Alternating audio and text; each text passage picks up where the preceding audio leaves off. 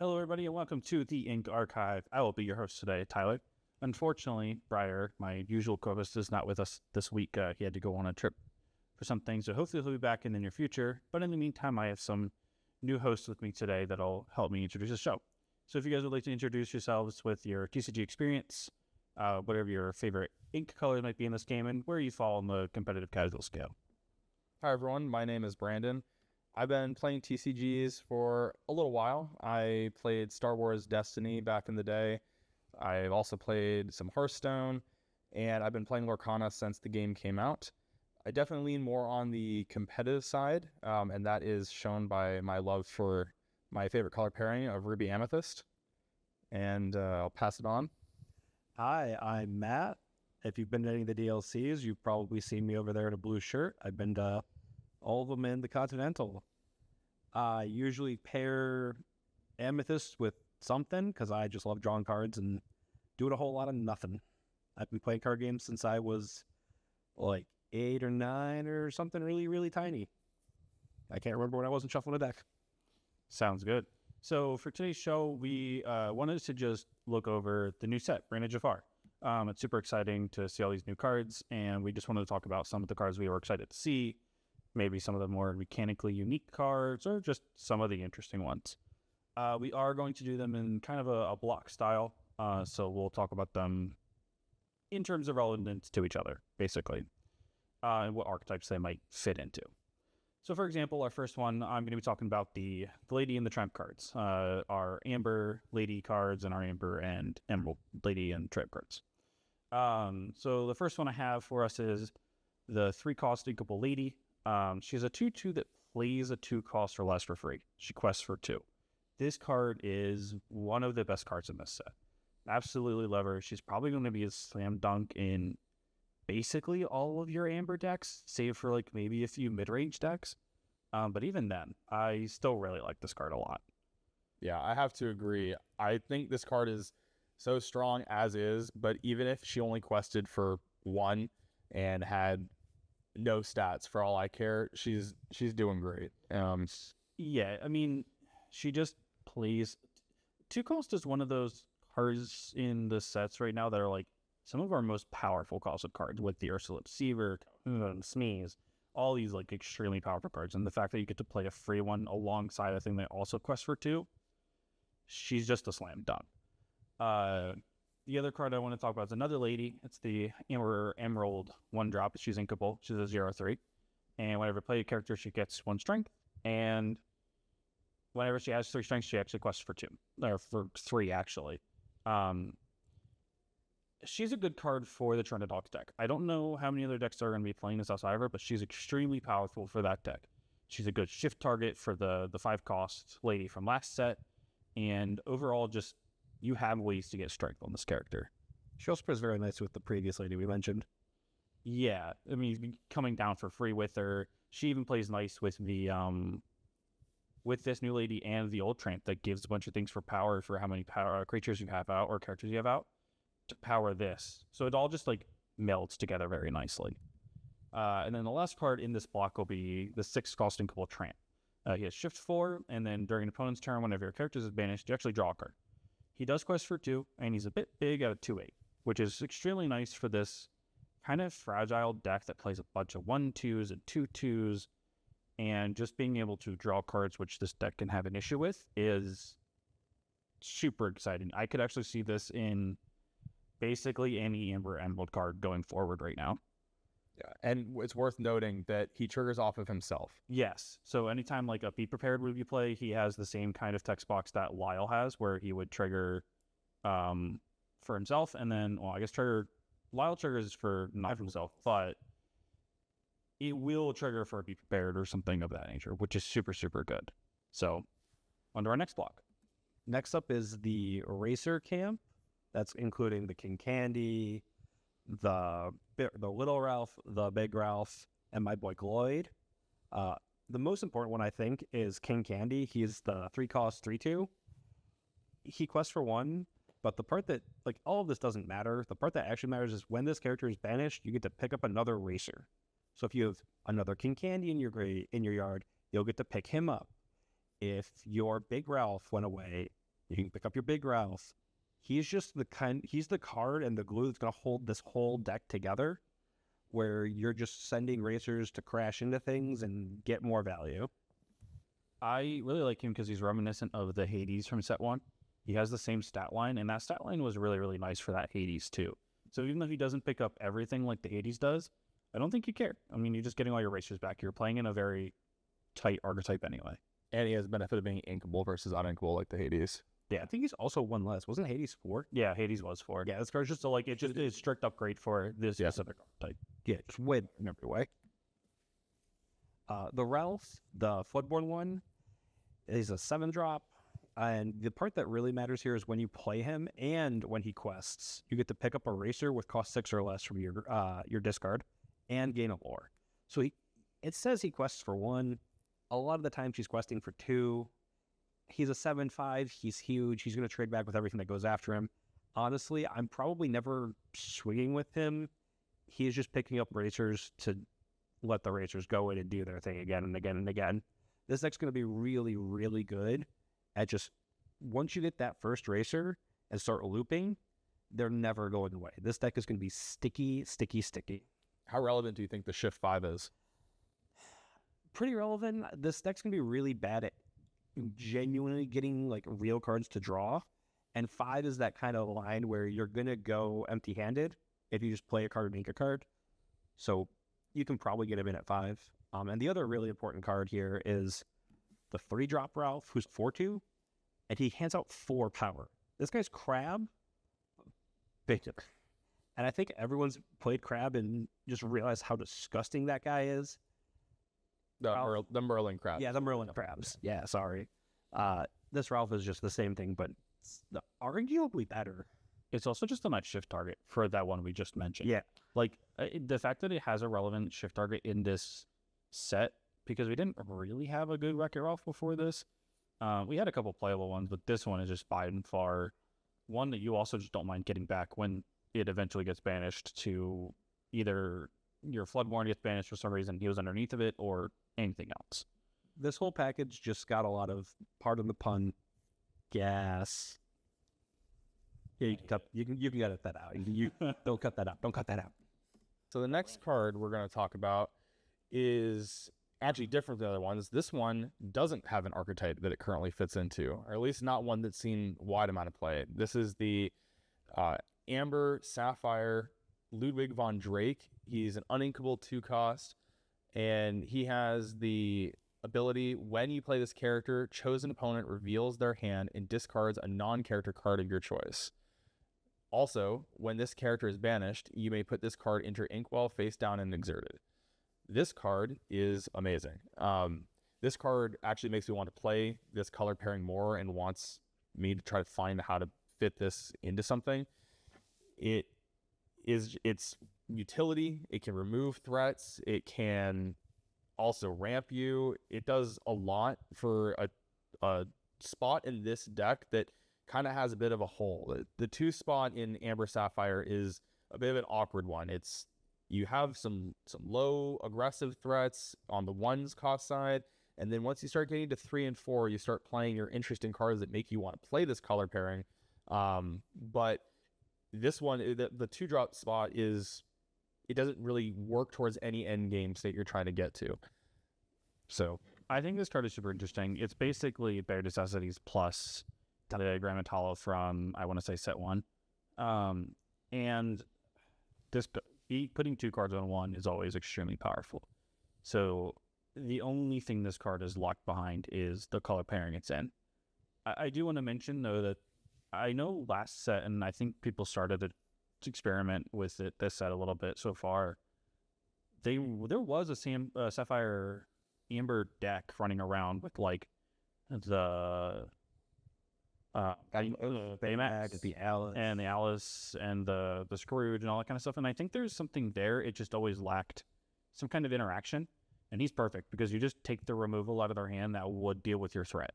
And that's always like something that's extremely strong for these kinds of aggressive decks, is get rid of their Brawl, get rid of their Magnify, get rid of their removal that would deal with your threat. yeah, it's possible that he might be the card this color pairing was missing. It's also very possible that he is a tool that when we get one or two more cards that drive maybe this new kind of identity that Amber Sapphire is going to have, something outside of the puppies archetype, that we might actually have something viable in this color space. I really do think noting that he is distinctly not a puppy card and is just, this card is just good is very important to know. Because right now, if you're playing this color combination, Ravensburger is really trying to push you into puppies. But I think there's a lot more you can be doing, like Tyler said. Yeah, this design space is interesting, and that's why we put this card on here. I think it's super interesting, and I love this design space. Our next kind of archetype block here will be what people have affectionately called the Moby Duck combo. I am a big personal fan of this deck. I wouldn't call it an archetype, but it's a one deck.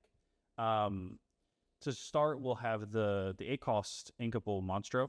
It's a 6/8, and it has Rush, and you have to choose, discard a card, ready this character. It can't quest for the rest of the turn.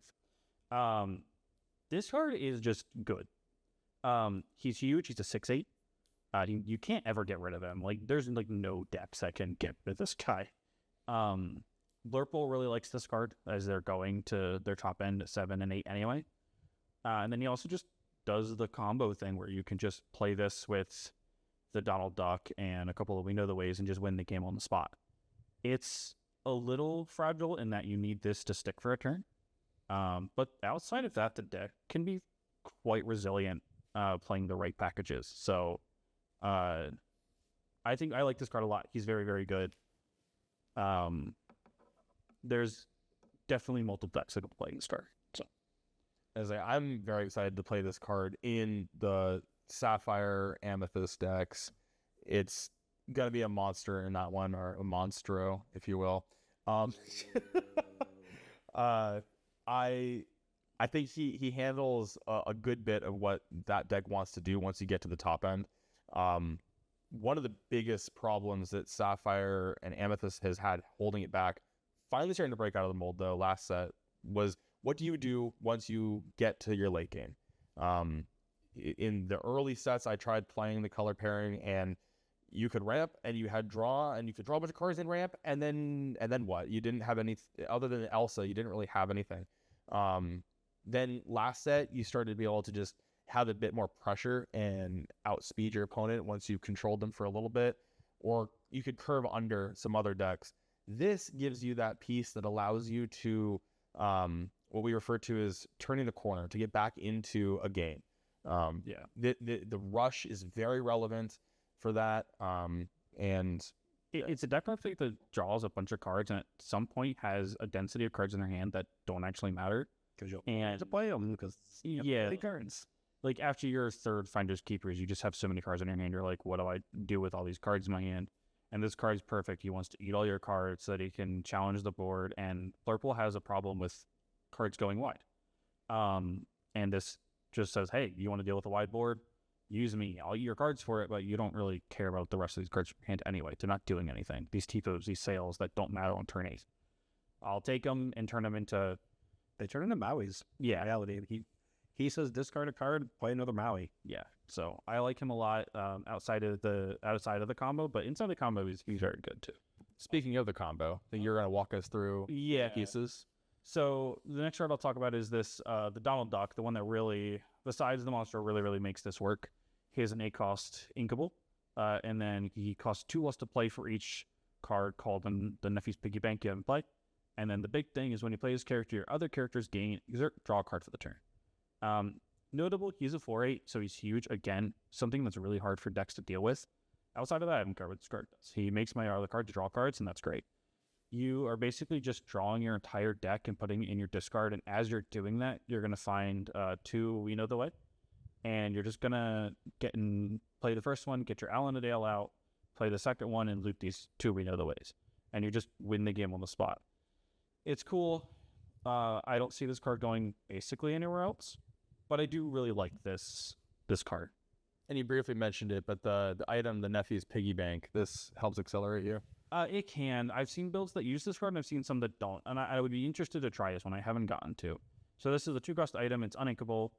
If you happen to have a Donald Duck can play, it costs 1 less, and then it exerts to give chosen character -1 strike the start of your next turn. That part is relevant. For them to not be able to challenge your stuff and have some stuff stick to the board is really, really nice. But other than that, the card doesn't do a ton other than try to make your Donalds cheaper. And if you're making your Donalds cheaper and not making your monsters cheaper, it feels a little awkward sometimes. But we'll see how some builds turn out going later, maybe post-rotation, that kind of thing. Moving on to the next package, we've got the lever package, which is pull the lever, the wrong lever, and the Yzma who finds them. Pull the lever, costs 3, sinkable. It gives you 2 options. It's either draw 2 cards or make each opponent discard a card. I think most of the time you're just drawing 2 cards with this card. I don't think there's many times where you just want to pay 3 and make them discard 1. We have the wrong lever, which is also a 3-cost action. It says return a character to its owner's hand. Yeah, it is a character. Or if you've already played a pull the lever, you get to take that pull the lever from your discard and upgrade the effect to bottoming the character. In this game, if you bottom a character, it's gone. They're never getting back to it in reality. We don't have a ton of ways to shuffle. You can't pull it back out of the discard. You can't get it back out of the inkwell if you're playing like some Mufasa or Ink Guys or shenanigans. It's gone forever in reality. And then the Yzma is a 6-drop. I believe she's a 3/6. She quests for 2. And when you play her, if you have a pull the lever in your discard, you get to go find a wrong lever. So she kind of just like keeps the whole gravy train moving together. I don't know, like this deck's gonna be real slow, but it also just has so much value. You're drawing cards, you're putting their threats on the bottom. You have a guy, a lady who finds, probably one of the best removal spells we have right now. Yeah, it's one of the cards that like I don't know that the Yzma right now in like set 7 or set 8 that we're in right now, maybe post rotation.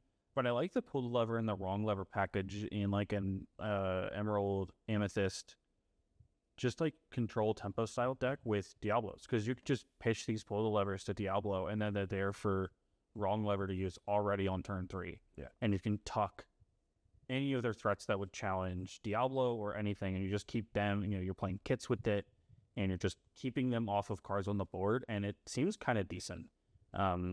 There's a couple cards from the set even that might go into that do some really cool stuff that this tempo / like mid-range deck could be really, really neat.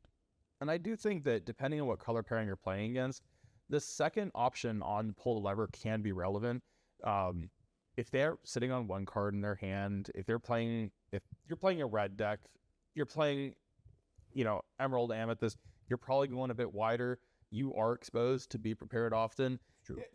That could get you out of the bind. I mean, if they have more than 1 card, maybe not. Maybe that doesn't help you out. But, there are times where it's going to be relevant. It's not the best discard spell we have, but I think the thing that's relevant is it's a modal spell. You can do either or, and the flexibility of both cards doing 2 things is huge.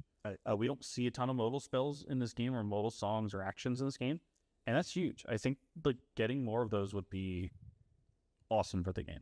If you come from any other games, you know that even though you might be paying slightly above rate for the effect, the option to have the choice is really good. Flexibility is a game maker sometimes. Sometimes I don't want to draw 2 cards because I have 20 cards in my hand because Diablo is sat here for 20 turns and it doesn't matter. And I mean, in just Amethyst, it's not what you always want to do with friends, but sometimes you are okay with just hard casting that for 3 ink anyways. So 3 ink, paying 3 ink to draw 2 cards is already something that is considered good enough to be almost a staple 4 of in every Amethyst deck, basically. And then you have an option. So I think it's a solid card. I think we're really just trading out the ability to sing it for the ability to 1-for-1 our opponent if we have to, which I'm okay with paying that cost. I think that's very fair. Moving on to our next package, this is one that is close to me, as it is all the Amethyst Ruby cards. Now, these cards, they play into a slightly different archetype than the historical form that Ruby Amethyst has.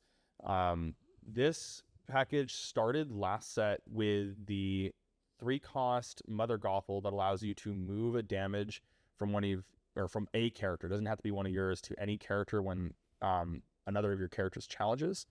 So we've had move damage before, but that card started to bring in when this happens, you can move the damage, and now we have quite a few more. So these cards in this set that were added are the Madame Medusa, the new Mother Gothel, the 7-drop Hades, and we have a couple other utilities that surround them that are some single colors, being the Amethyst, Everybody's Got a Weakness, the Ruby, Prince John, and this last one is more of just, this color pairing has always struggled with a good 2-drop, and the new legendary Tinkerbell is something that may be interesting to slot in here. So we'll start going through some of these cards.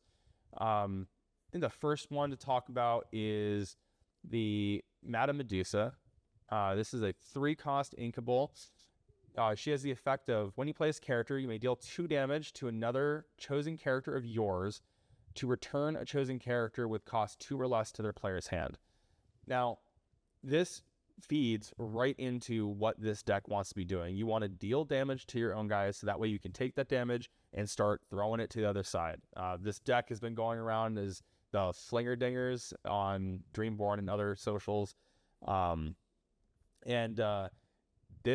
It simultaneously fuels your characters to be able to have ammunition to throw to the other side, and throws your opponent off tempo by returning something into their hand. I think the tempo you gain from this card is why I like this one so much. I mean, it's also notable, it is a 3/3, and so it goes to combat relatively well. So the fact that it deals 2, giving ammunition, gives you a bunch of tempo with this deck, which this deck can struggle with because it wants to set up a bunch of cards to get this start going, and goes to combat relatively well, is just all one super nice package in one card. The next card is the uninkable 2-cost Mother Gothel. She has the ability, when you play this character, you may deal 2 damage to another chosen character of yours to give that character Challenger +1, and, quote, when this character is banished in a challenge, return this card to your hand for this turn. She is not quite as good as the Madame Medusa. She is circumstantially great if you have something on your board that probably won't survive another turn, and you can use it to take something out. Being able to throw that back in your hand is great. This damage, again, it is a cost, but it is often something you want to be doing anyways. The only part that makes this one awkward is that on 2, she's not as great as later in the game, so she doesn't really help fill out the hole that Ruby Amethyst has in the 2 slot. I think the other problem I have with this card is she's uninkable. And the uninkable slot in this deck can get so jammed up with some of the other cards you're playing that this one is just less appealing than some of the others. But I do think this effect is strong, especially post-rotation. I could see this seeing a bit more play. The effect to also return a character to your hand is traditionally very hard to access. Yeah. There's not a lot of cards that let you do it in the first place, and I think this is the cheapest. It's the cheapest and one of the better ones. I do like the effect, especially in this deck, where you get to reset damage on some characters that you maybe want to. So you give a thing Challenger 1, you slam it into something, and you get to reset it because it's already pretty close to the dying anyway, or getting finished anyway. And you just get to reset it and use it again, which is huge. She also plays very nicely into her own effect if you want the thing you are sending in to lose that challenge, or to be banished in that challenge. Yeah. A lot of flexibility there. Yeah. Now moving on to another character, and this one, in my opinion, is the most interesting of the 3 we talked about so far, is the 7-cost uninkable Hades. That he has the ability, when you play this character and whenever he quests, you may deal 2 damage to another chosen character of yours to draw 2 cards. This card is absolutely great. Yes, he comes in a little late, but if you're playing this color pairing, you're already used to having some grindy games to just slow your opponent down, get to the late game where you can start just winning the war of attrition by drawing cards and dealing damage, and this card does both of those things. Now, granted, the dealing damage part's indirect. You're dealing damage to yourself to then hopefully have the other utility on the board to do it. But the fact that he happens on play and on quest, this can, if you get this down and you made it to that part of the game, as long as you have some semblance of board state, you're probably winning the game. He's very powerful. I mean, he does draw a bunch of cards on him. I can't say much more about him. He's just very good. 7's a little bit late, but it's also at like point like where like you start to need cards anyway, so he kind of comes down at the perfect time. And his stats are great as well. He's a 3/6 and he quests for 2. So that ability that triggers on a quest, you're still getting 2 lore out of it. It's not even like you don't like, he doesn't have the stat line where you'd want to challenge with him for the sake of doing that, but then that turns off his draw. This card is really good. I got to play with him a couple times now, and he is one of the more favorite cards in the deck. He gives me hero flashbacks. Yeah, Pretty much. And I remember how many cards that guy drew. Yeah. Now, the next card is one that I think is simultaneously going under the radar and maybe is not always going to be a 4-up. So this is an interesting card. It's the 4-cost action. Everybody's got a weakness. This is an amethyst card. It's a single color amethyst card. I know we've been talking about a couple of dual links.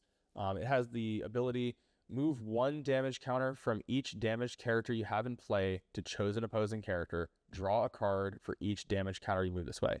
Talking about drawing cards and dealing damage, well, this one actually does both in the same step, and it also has the benefit of healing your guys as well. This card, when you get to play it, is fantastic. Downside, requires a bit of setup. You really do need to have your damage spread amongst multiple of your characters, which playing this deck, it's not impossible, but it should happen more often. But even if you get to do 2, you move 2 counters and that's it, I think you're still pretty happy. You drew 2 cards off of this thing. Like, you could draw 1 and I'm probably still pretty happy. You got to move damage. It sucks that you have to pay for, like, upfront for it, but it draws you cards. I can't be too mad about it. If all it does is replace itself, then that's fine. You're probably getting to kill something, and usually more than just replace itself. It's usually card advantage, at least by 1. So I think I'm happy to play this card to move 2 damage off of 2 dudes, draw 2 cards, and if I get to 3, the card's absolutely absurd, and anything above that is just backbreaking. Yeah. And to quickly wrap up this section, we'll talk about the 2 cards I didn't actually put in this. It's the Prince John and the Tinkerbell. The Prince John is a uninkable 3-cost. 5/5. That's a 5/5 quest for 1. He has the ability that is when an opponent plays a character, you put 1 damage counter on it. Is deal 1 damage, or I believe it's put. is it put, right? I believe it's put. So he's okay. He can be a bit awkward, but he does fuel himself with that resource pool of damage to then do things with that this deck likes to do. He's a 5/5. You can usually take something out. I have found that he sometimes gets himself to an awkward amount of damage on him where you don't really have the ability to do what you want with him. I think time will tell if he actually makes the cut for the deck, but he's definitely something interesting to play around with. He was one of the cards that I looked at and was like, it's great that he's a 5/5, but I think there's going to be a lot of times that end up being, you play him, your opponent plays 1, deals 1 damage to him, you go to challenge, and then it still lives and you didn't get to move enough damage, and they can just play a character or 2 and it gets banished, and it's like, that didn't feel amazing. But I think the fact that, like, he will almost always come down and get 1 or 2 damage on it from your opponent, again, like, fueling himself, which is something that I can have an issue with sometimes, is really, really nice. But if you ever get to move, if you're getting any of your triggers to move off of him, Yeah. like, he cures very nicely. I believe it's Panic, the blue little Hades demon. Yeah. If he plays very nicely into that curve, because if your opponent goes 2 guys, put 2 damage on your... Yeah, he plays nice. So, yeah, with the pain, the amethyst spell. Yeah, any of the... Like, if you ever get to actually move off of him, Yeah. whew, he goes to town. He skyrockets. Yeah, he just... Gravy train. Nothing but gravy train. And the last card that we're going to talk about in this set is the legendary 2-cost inkable Tinkerbell that is evasive, and she has the ability when you play a character with 5 might or more, you may exert them to gain 2 lore. She doesn't directly fit into this, but we didn't know where else to talk about her. She's an interesting 2-cost for Ruby and Amethyst decks that She pairs nicely with the John. she does. She pairs nicely with the John. She occurs with the John as well. We're also desperate for 2-drops. We are. And it's inkable, so if it's ever bad, it's ink. I mean, yeah, the 2-drop curve spot in this deck has been honestly its biggest problem in the current meta. Yeah, it's one of the reasons I like the Mother Goblin from this set, but it being uninkable is like where it makes it kind of awkward, is where we're having an issue with it.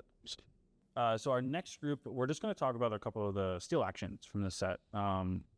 We have 2 pretty interesting steal actions. Our first one being a 3-cost uninkable action, Desperate Plan. If you have no cards in your hand, draw until you have 3 cards. Otherwise, choose and discard a number of cards, then draw that many cards. This one specifically, I like if you're playing Dock already in your decks, discard your hand, draw 2 cards, Dock. I want to say that this might just be a step up. I know that Dock can quest and he's a 1/3, but this draws you an extra card and like it doesn't cost that much. It's not that much more than Dock is. And in stuff like Amber Steel, like the Diggy decks or in the Kiwi decks, I'm curious to see if maybe you do like a 3-2 split of this and the Dock, or you go all in on this, because I think this card is interesting and pretty good. But you have to kind of just be a deck that's willing to go all in on your hand and not have anything. So that's where this card falls for me. I think it's interesting. I wouldn't be surprised if it doesn't see a ton of play, but I could see it seeing play in a couple of decks. I also think the option to filter is interesting. Like, I don't know, you don't want to be using the second part of this one. That's more of like okay, we know we had to make this card uninkable because of its ability, but it's like not quite as good as Dock at his cost of 2. So we'll give it this other like backup, kind of like get yourself out of a stuck position. But yeah, again, it's the flexibility, right? Yeah. Having flexibility in cards is always superior to not having flexibility. Almost always, anyways. Modal cards. Yeah, I mean, this card is kind of modal, but like, you would definitely want to almost always be using the first one, so it's kind of not modal. The second one we're going to talk about is the 7 Unequal Beyond the Horizon. It's a song. It has Sing Together 7, and you can choose any number of players. They discard their hand and draw 3 cards. This one's interesting. I've seen a number of Steel Song players try this in their decks. I've seen a number of Emerald Steel decks try this in decks, and I am simultaneously afraid of this card and unsure of its power. I am very whelmed by this card. Yeah, like, I think there's definitely games where they're going to do this to you on turn 3, and you're just going to brick off of these 3 cards because you had like 5 to start with, and you never get to play the game again. But then there's other times where it's just like didn't do anything because you already only had 3 cards in their hand, and they're like trying to strip you of resources, and they're only stripping themselves of resources. Like the Steel Song decks playing Wheel or like a Whole New World, they need those 7 cards. Only going down to 3 is like not enough for them. And so that's why I'm like, I don't know where this card truly fits, if it fits anywhere. There is the Fear of the Greed Steel deck. We saw last weekend at SSG, discard your hand, I have 3 Prince Johns, I'll draw 18 cards, like, cool. But that's the one guy's going to do that one time in his entire format. Like, I'm not afraid of it. But even if you get like 2 Prince Johns, I think is like not uncommon. You know, again, it's still like, okay. It might like, pull that. But then it's the same as any other discard spell. My opponent went, hey, discard a card, and they drew 2 cards. Like, I'm losing this game so quickly, and the part that sucks is it's going to take a while for me to actually lose. Yeah. I think it just does the same thing in that case. I'd rather just play a pull the lever. Yeah. Next up, we have Alice, she's clumsy as can be. She shifts for 3. She costs 6. 2/6. Like, this card, unimpressive for a stat line. The shift 3 is kind of relevant, but what I really like about this card is how it kind of enables the Emerald Ruby deck that's trying to exist around damage counters, because she has, whenever this character quests, put 1 damage counter on each other character. So she gets to dodge resist. She's very indiscriminate about the damage, which might be interesting. It's like a bane and a boon. It's a bane and a boon. Yeah, it's a very interesting card. Yes. I don't think she's particularly insane, but if she sits around, if she gets to quest twice, that's kind of good. But I do just like her as a art name and ability package, because she's her art, for those of you who haven't seen it, is she's kind of just flailing around and knocking over a bunch of card soldiers. It's very funny to look at because she's clumsy as can be. Yeah. And then her ability is this indiscriminate knocking over of everybody with 1 damage. It just all fits very, very nicely together. Yeah. I like this card. I mean, it's a limited all-star, but I was just say absolute monster to play against in limited. Just completely just turns off the game at that point. yeah, but I do like the design space they're moving with this, and as we get some more of these cards, I'm hoping that it'll become a little bit more playable and maybe feel somewhat like the Ruby Amethyst damage, just move around damage and like place damage counters on things kind of deck. So There's a lot of this like Ruby damage weird stuff that's going on. yeah. The next card we're going to talk about is the Amethyst Sapphire Inkable 3 costs action / song Into the Unknown. Simply put chosen character or chosen exerted character into their player's inkwell face down and exerted. It is a cheaper, more efficient let it go that has a condition. I think that this is one of those cards where it is either a great card that you're going to put in every single deck of this color pairing, or it turns out to be a bit of a trap and something that is too conditional to be serving its purpose, or duplicated in the fact that you do have access to Hades in this deck. Do you really want to be playing this on around turn 3 when you're trying to, part of your deck's plan is to outvalue your opponent in ramp and get ahead of them? Do you want to be ramping them? That being said, removal is removal, and removal to the inkwell, as we talked about earlier, is one of the stronger methods of removing a character because they can't recur it from their discard. I'm on the stance of, as of right now, this card leans into the trap aspect of the scale. I really like this card. I'm not saying that this card isn't powerful, but Blurple does not have an issue with dealing with exerted characters. The whole deck is basically predicated around being able to deal with exerted characters. And you have ways to exert characters on your own with like the Elsas and stuff, but like, again, you have ways to deal with them. I think right now, if you were to play Into the Unknown, you're not playing it until really, really late, when it doesn't matter if you give them that ink, like you said, because now we're in turn 17. It doesn't really matter how much ink you have. But I could see people playing it as like a 2 of your Hades copies 5 and 6, where it's just like, hey, I needed something that's cheap, efficient, and I want to be able to push lore this turn. I can play this Into the Unknown rather than having to challenge it. And I could see it. And while we do have access to utilities that do tap things sideways in this color pairing, it being conditional, you want to be able to deal with things the turn they're played. That's why the direct removal can, before they quest, before they get their ability off, before they get whatever they need to do, being able to target with Hades or let it go may be better at that later point in the game. Now, granted, those cards may not make it past rotation, so this becomes a different conversation in 3 months. But I think time will tell on this card. Yeah.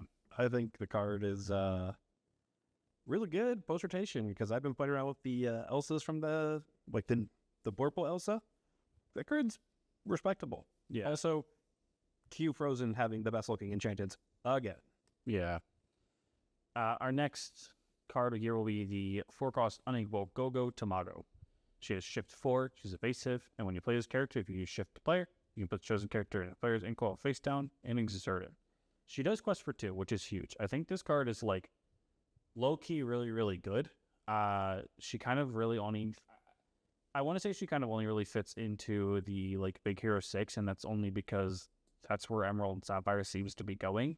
There's not a whole lot of other Emerald Sapphire decks running around, but I would love to see where Big Hero 6 goes this set. I don't have any like crazy thoughts on it because I haven't tried to build it or see anybody build it, but I wouldn't be like, this card is just very good.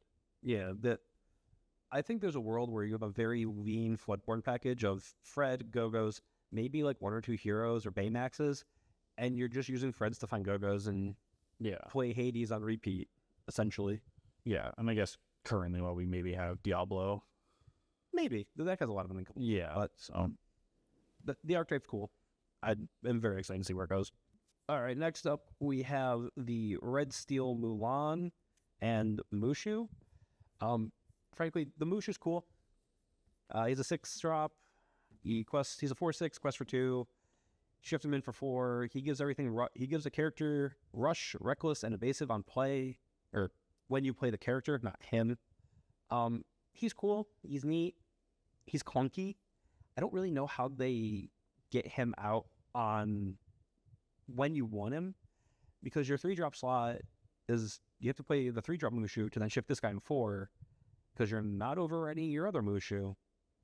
But if you do kind of just slam this guy down, he makes questing a nightmare for your opponent, which this deck already did. So I'm not quite sold on this guy. 1 or 2, maybe.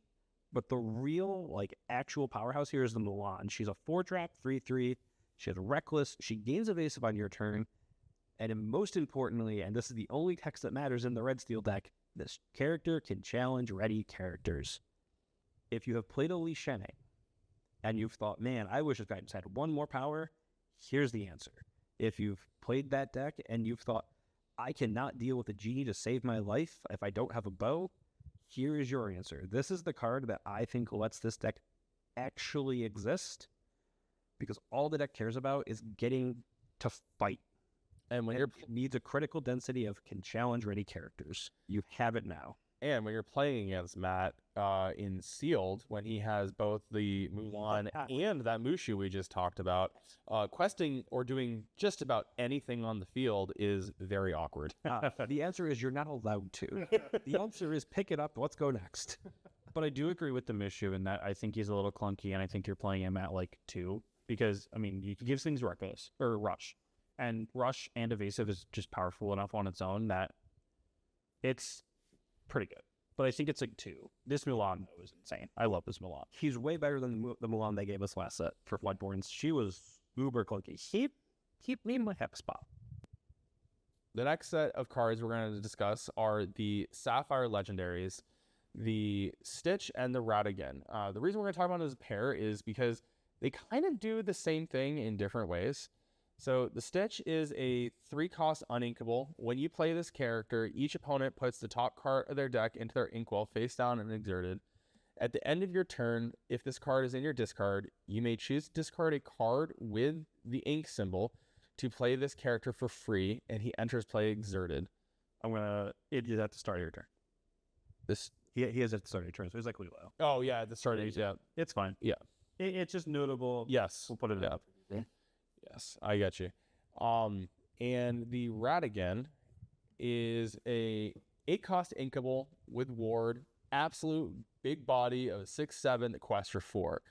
And he has a condition at the end of your turn. If you didn't put any cards into your inkwell this turn, banish this character. Now, on paper, these characters look very different, but in a way, they're just helping you close out the game in Sapphire on more of your mid-range, fill out a curve decks. I think I prefer the Ratigan, but I'm not sure which one you prefer. If I have to choose one of these 2, I'm more on the Stitch, only because he is constantly recurable, where this Ratigan can lose to a Be Prepared and you never see him again. But this Stitch, even if they Be Prepared you can just keep bringing him back, and they just have to keep dealing with him. They both just ask you to be inking all the time to be threats. I like the Stitch for much more sinister and evil reasons than Tyler probably does. If you've played Magic and you know what Lantern Control is, we're getting there. Stitch is helping. Yeah, you can just kind of keep playing him. It just asks you to keep answering, and at some point you just stop being able to answer him. And also at a certain point, we don't care that our opponent has 57 ink. What's the 58th ink? Who cares? So kind of like the same thing like Into the Unknown, where like at some point your ink density doesn't matter. Yep. So our last category is our what we'll call honorable mentions. These are the cards that didn't quite fit into any category, but we did want to touch on them really quickly because these either seem like just good cards in general, or maybe they're a little more niche. So the first one we'll talk about is the legendary Namari. She's a 5-cost inkable. She's a 0/5. And whenever you play this character at the start of your turn, when you play this character and at the start of your turn, and you draw a card, then choose and discard a card. This character gets +1 strength for each card in your discard, and she does quest for 2. This card is just great card selection. I mean, if you read this card, you're going to go, oh, this card is amazing. And that's all you really have to say about this card. Like, the card selection is perfect. It does everything, and I like this card a lot. Yep. I've got Chief Bogo over here. He's a 6-cost 5/5. And he has, during an opponent's turn, whenever one of your characters with Bodyguard is banished, reveal the top card of your deck. If it's a character with 5 or less, you may banish it for free. Otherwise, put it on top of your deck. If you're playing a critical density of Bodyguards, this guy's just going to flip Bodyguards into Bodyguards into Bodyguards. They're going to come in exerted. They're going to protect whatever it is you're trying to protect. This deck is asking you to play Chief Bogo and somebody protect. And then a ton of Bodyguards. It's niche. It's cool. Is it good? To be determined. But it'll definitely be fun to just infinitely Mushu or Mufasa your opponent. I think it's cool come post rotation where like the format gets a lot slower. He could be kind of neat. Yeah, especially when we get to do a lot more combat, and Bodyguard is a very relevant text box. Yeah. The one last card I'm going to talk about is the 4-cost inkable Arthur. He's a 6/6 that quests for 3. He does have the text. You skip your turn's draw step. So he's massively overstated. That has a fairly sizable detriment. However, his extra cost, unlike a lot of the other extra costs, that if you don't get the benefit, you've paid that extra cost and your tempo can be massively swung backwards. At least with Arthur, if your opponent manages to deal with him, which can be a tall order, then you get to draw.